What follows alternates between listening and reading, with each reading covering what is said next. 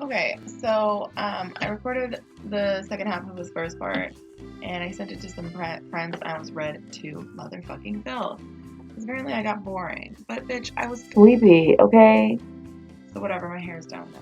So let's get into Hercules.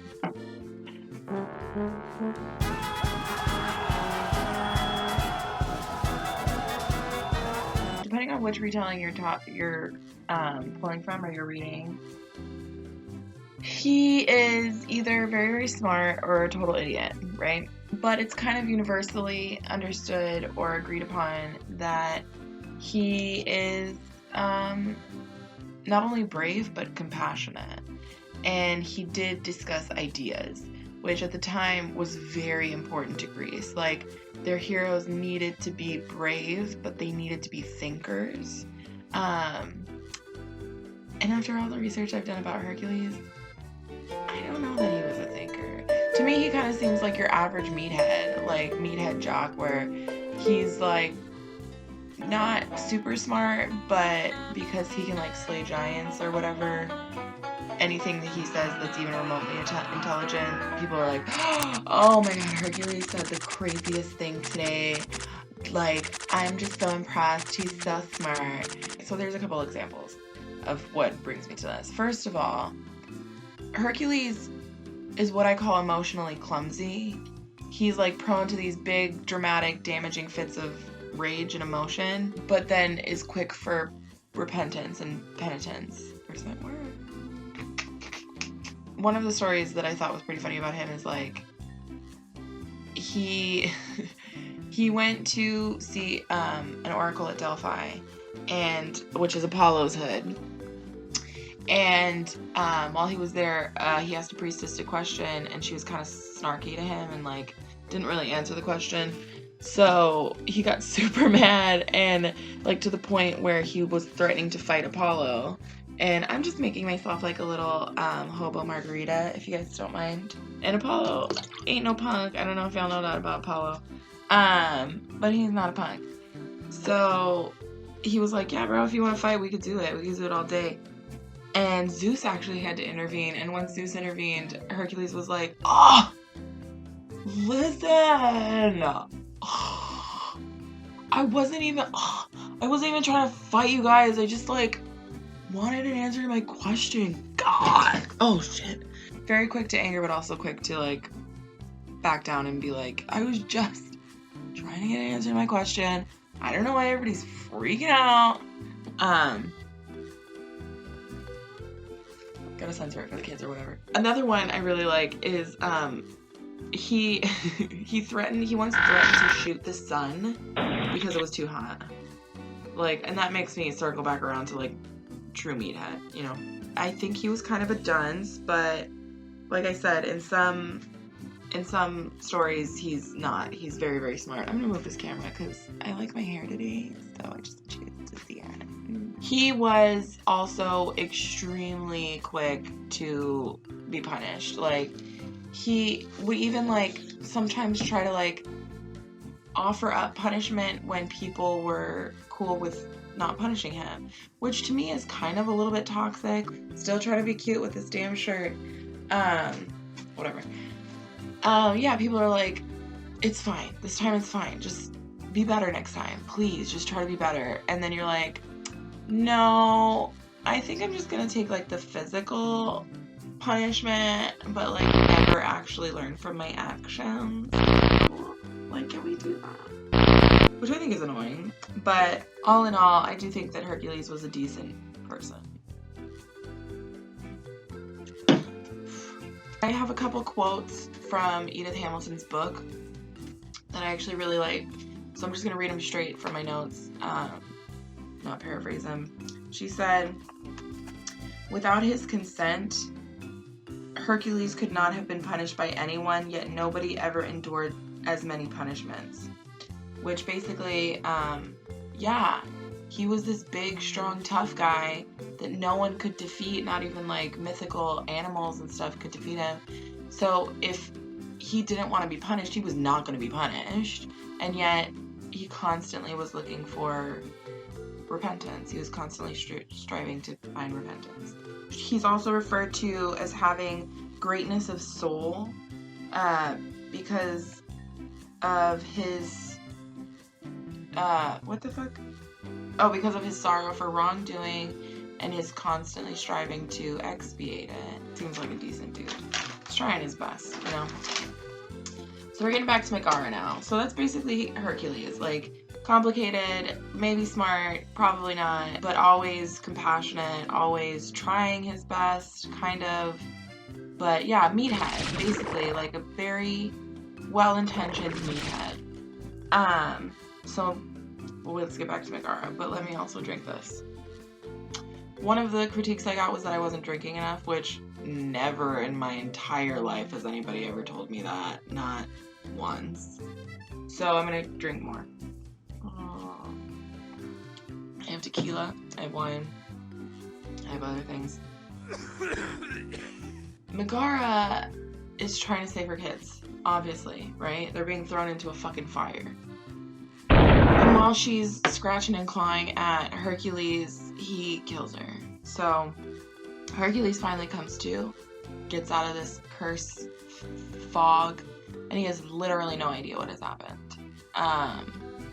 His father, Amphitryon, actually is the one who has to tell him, like, you know, you killed your family. In fact, I think Hercules' quote was like, so I'm the one who has killed my dearest, or my beloved, my dearest, I think.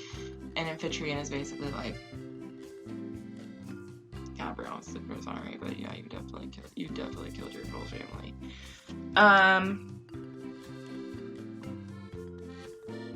So this is where Theseus comes in play. Because we know that Hercules loves the drama, and so he's immediately gonna kill himself. Like, he can't handle it. He can't handle the fact that he's killed his family, which I don't blame him. That's horrific, especially if you're under a curse. What do you know? So he's trying to kill himself, and before he can do that, Theseus runs to his side and grabs Hercules' bloodstained hands. By Theseus grabbing his hands like that, he was basically sharing in Hercules' blood guilt, and you know, calling him a brother. He says, do not keep me from this sharing, or do not keep me from sharing all evil with you. Evil I share with you is not evil to me. Men of great soul can bear the blows of heaven and earth and not flinch. Your sorrows reach from earth to heaven. I mean, come on. That's a good guy. Like, however good you think Hercules is, Theseus is just better. You know? He's just a better dude. He's better than everyone. Yeah, he's just like the original ride or die. So this is where I start to get a little bit iffy about Hercules. Just, he says one thing, and my Scorpio brain is just like, that's weird. He just says, let's see, I will wait for death. Girl, pull it back on the emo drama. Let's reel it in. Your girl is bipolar with suicidal tendencies, and I ain't never said no shit like, I will sit here and wait for death. Like, that's emo. You're sitting outside Hot Topic or something. And I can say that because I used to be seen, which is not emo, but I did date a lot of emo guys. It was exhausting. I do not recommend. Theseus basically says to Hercules after he pulls his little daytime Emmy shit, he says, you know, suffer and be strong.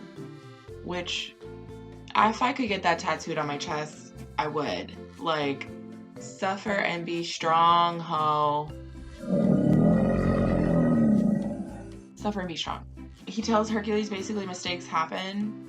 He killed his family, but to Theseus, it's like it wasn't even Hercules because he was cursed. He was being cursed by Hera. And I'm kind of in the same boat, you know? I mean, if Theseus says it's cool, then I'm probably going to agree with him. But, yeah, I think if you're cursed, and this is where that question comes up again, like, is Hercules responsible for killing his family?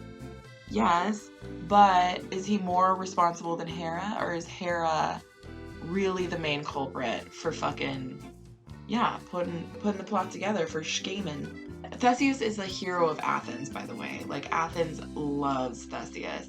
And if I remember correctly, which I think I do, Theseus is actually the one that brought democracy to Greece, which is really cool. We'll have to do a thing on Theseus one day. He's a very, very, very cool dude.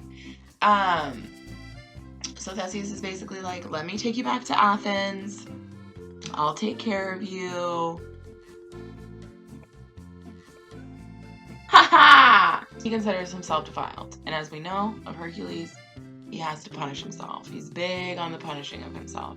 So he goes to visit an oracle at Delphi. He really likes Delphi. That's cool. I think that's pretty cool that, like, he was like, yeah, I tried to fight this dude. I tried to fight this guy, but he does have the best crib. So he goes to this oracle. She says, yeah, it's pretty fucked up that you killed your family and you're pretty gross. So you have to go to your cousin, and he has tasks that he's going to make you do. And if you pass all of them, then you'll be clean. And all is forgiven, apparently. Like, you're a family annihilator, but just, you know, work really hard and you'll be fine. So that's when he goes to his cousin Eurystheus, is what I'm going to call him. But Eurystheus is actually in cahoots with Hera.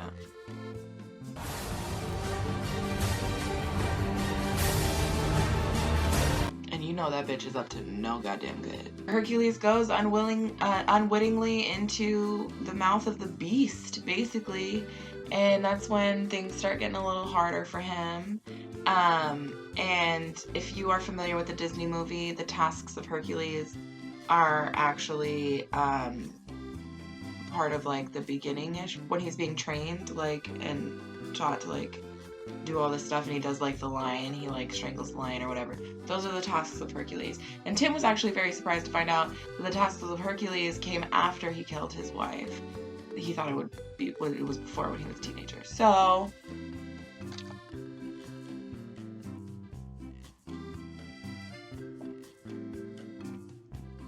Hercules killed Megara, killed his whole family. Pretty lame. Not a fan. Terrible Airbnb review if I was staying at that house. That's it. Hera is a total pile of garbage. Hercules was trying his best. Theseus is number one. Let me know if you guys are into this. Let me know if you guys dug it, how you feel. I don't know. I'm going to keep doing it probably because I like getting drunk and I like talking about mythology. But if you guys don't like it, then you don't have to watch it. I don't know. Just give me feedback, but don't be mean. Thank you. Love you. Kisses. Adios.